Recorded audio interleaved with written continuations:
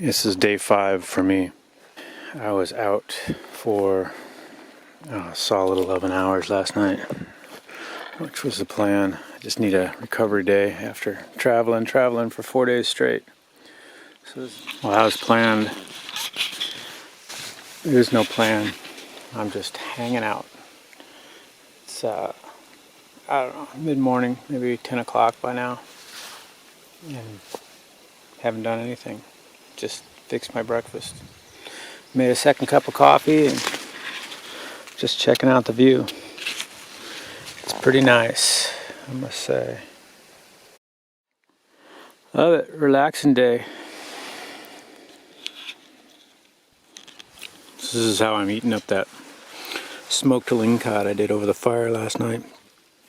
And she's in the pot. A couple tortilla shells, and there's cheese between the tortilla shells, kind of bind them together, and then lingcod on top of all that, and cheese on top of all that. Put it down on low heat for 5 minutes. I got a little pizza. Trust me, absolutely delicious. Fish pizza. It's late in the evening on Friday, day 5, and I am watching a loon. Decided to come by my camp. The loony.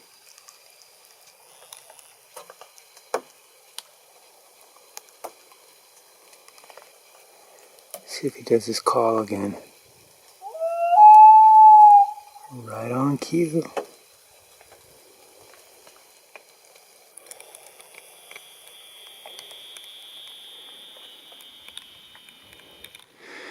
And the rain is here. And I did nothing today. Which is absolutely okay with me. It's kind of like being at home, laying around on the sofa watching sports. Except there's no cold beer in the refrigerator. But this is morning of day 6. Well, here it is. The rain. Rained all night. Rained well. Solid. So my little shelter is pretty wet. Tide's coming up. If I don't catch the high tide out this morning, I'm stuck here till tomorrow. So it's pruny finger day. It is what it is. Coffee and porridge. Pack it up.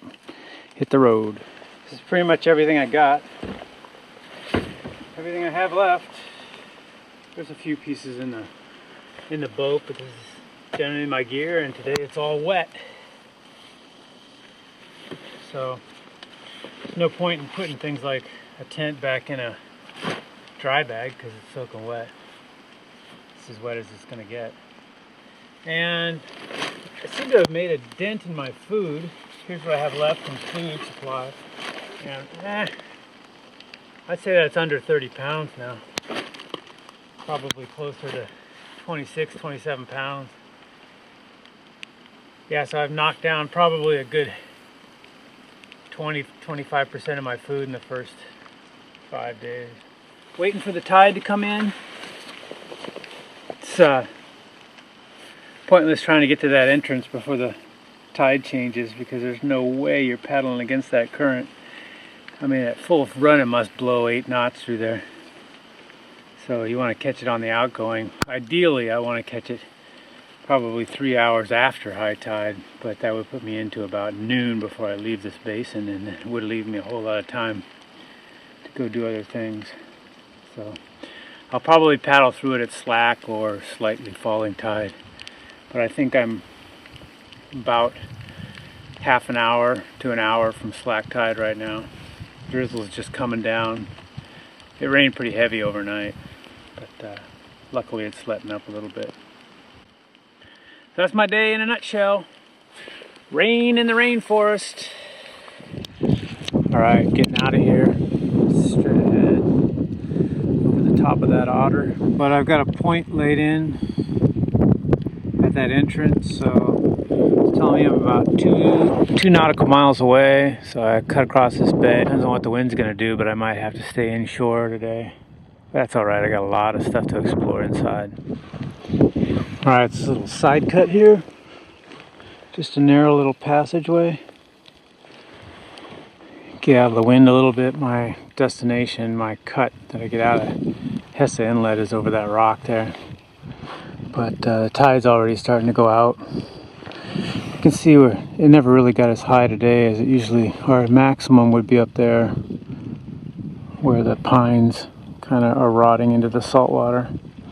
And of course all the seaweed hanging like Christmas lights on the dead Doug fir over there. But the tide's dropping now, so I should be shot out that that little inlet. Go the right direction, ride the tide out, and then I'm gonna take a right and start to head north through the inside, what they call the Barrier Islands, maybe up toward Hunter Bay, and check that out. So we come to the impasse, and I'm slowly drifting toward it at about, maybe 3/4 of a knot, which is just starting to pick up. Perfect timing. Tide's starting to drop. Mist is still falling. Not the heavy rain I had last night, but just misty. It's kind of nice. Just kind of puts a blanket over everything, except I'm kind of damp all over, which is not very comfortable, but it'll work. I try to set up a camera. It's not going to be that thrilling going through here. It's not ripping like it was when I came in, but it's gorgeous. Really nice little slot here. Empties a lot of water behind me. Everything has to squeeze through here to get out. Alright, let's see if this will work. There's a lot of rain on the lens.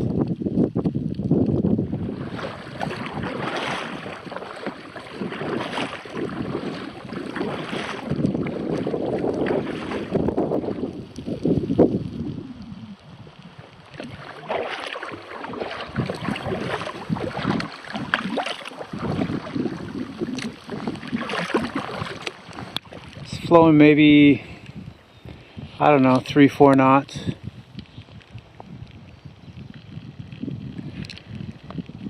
Should flow about 8 knots when it's up at full speed, but it's going the right direction. I'm through. I'm gonna turn and head north out of here into the wind, unfortunately. Well, Hesse Inlet is a memory in the rearview mirror. I'm up in the Barrier Islands. Put the gear out for salmon because I just like a different flavor of fish today. It'd be nice to get a salmon. You can do them smoked. They're delicious. But I don't really have a great detailed map. Mine is 1 to 200,000 scale. It just basically shows all these little islands as just one big lump. So what I need to do is just kind of pick and choose my channels and make my way north, basically. Follow my nose. And when worst comes to worst, I'll pull out the GPS, and I know that's got Hunter Bay marked on my GPS, so I can find that. But I think I'll head to Hunter Bay and check out the stream portage that I was told about the other day. If that portage goes through over to Morris Sound, I'm thinking maybe I'll head back up to Keegan Lake just for old time's sakes, because that's a great lake. I was back here, Hesse Inlet, came out, popped my way out here, and there's this thing called Eureka Channel, which takes you through the islands. I guess if you're a big boat, you have to worry about depth, right?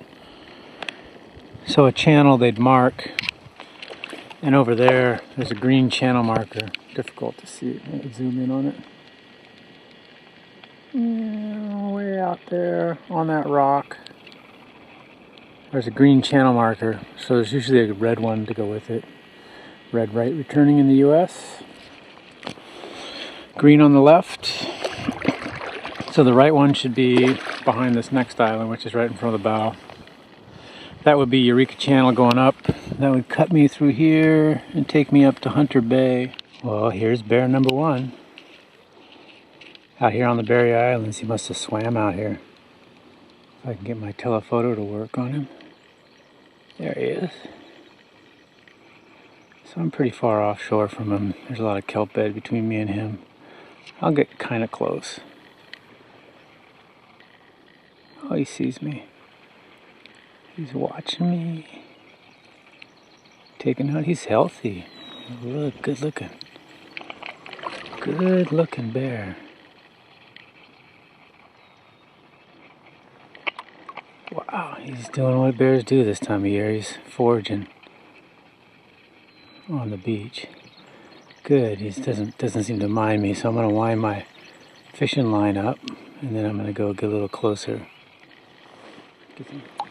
Good looking black bear, that's for sure. I don't have my better camera, I could really get a close up of him, but he's flipping over rocks. I'm gonna keep my voice low so that I'm not intimidating him. I want him to keep on feeding.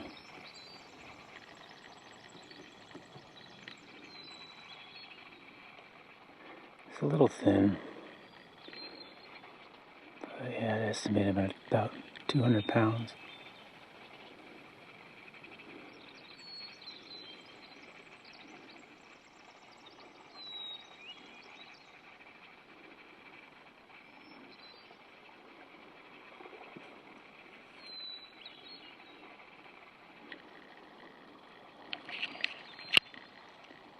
I'm all maxed out on my zoom here.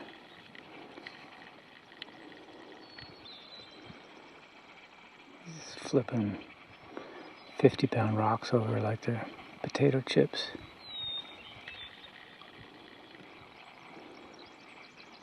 Yeah, I'm pretty close now.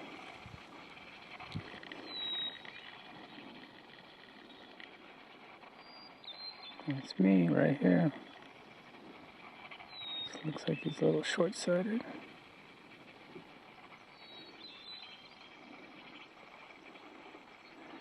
Yeah, he doesn't have any fear of me.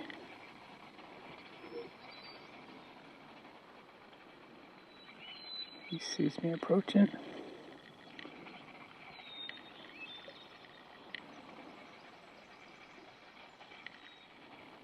He's going to slide off there into the trees.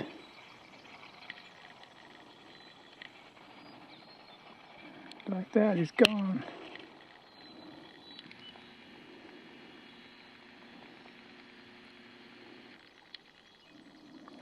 Yeah, well, he's a bear. What he's going to do is he's going to sit up there. He's going to watch me leave and come right back here. Get on, keep on doing what he does. Tide's coming in. But these are barrier islands, so he had to swim to get out here.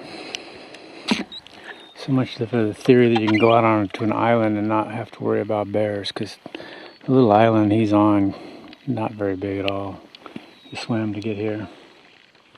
First bear of the trip that made my morning. I love it. Bears are so cool. Such a cool animal. And this is the channel. You can see shooting the last of it. No drastic currents. I'm just trolling along, kind of taking it easy because I'm only about 3 miles from the entrance to Hunter Bay. And it's only about 2 miles to the end of Hunter Bay. So it's going to be a low mileage day. Luckily the rain or the drizzle has stopped. The sun's not out, so it's going to be difficult to kind of get things dried. But if I can just kind of mosey along and then catch the incoming or the slack tide at Hunter Bay and head up to the end of that, I guess there's some pretty good camping. Fresh water, of course, at the very end. And I'll set up a camp there and maybe do the portage walk tomorrow.